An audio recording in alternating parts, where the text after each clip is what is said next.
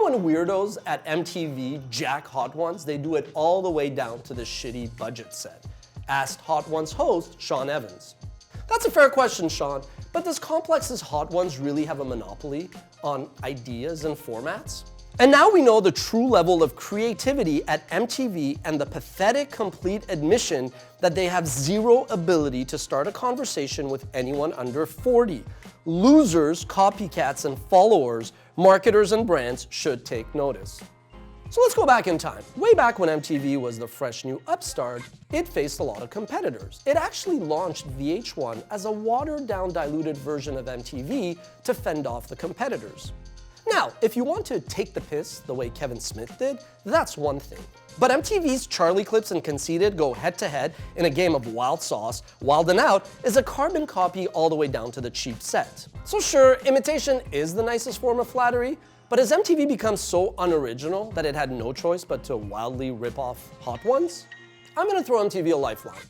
In their brief, Wendy's was essentially describing what they wanted to sponsor, which was a knockoff of Hot Ones. And what MTV ultimately decided to propose after a lot of back and forth was Wild Sauce, which was a knockoff of Hot Ones. On the one hand, I'd like to point out that no one really has a monopoly on creativity and ideas. After all, isn't Hot Ones' backdrop essentially a knockoff of Charlie Rose's set? Not sure somebody you want to emulate these days. If you start with the set, where do you draw the line? Chicken wings? Hot sauce? Is nothing sacred anymore? Now, admittedly, this isn't very derivative, transformative, let alone creative. It's just ripping off the concept of Hot Ones, which isn't exactly keeping it real. Now, is Complex really one to complain? When we started to experience success with our top 10s, my pals at Complex said, in jest I think, that they were going to rip off our top 10 lists, which were their words, even though, let's face it, we didn't invent the top 10 format. Shout out to Moses.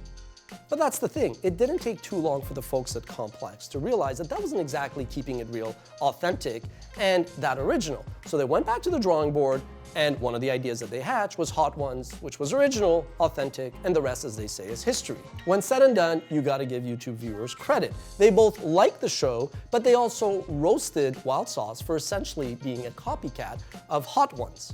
What I find interesting is that just a few years ago, MTV parent Viacom filed a massive billion-dollar lawsuit against YouTube for allegedly ripping Viacom off. So to see MTV come around and blatantly violate Complex's artistry is, in my opinion, kind of weak sauce. Or do you disagree?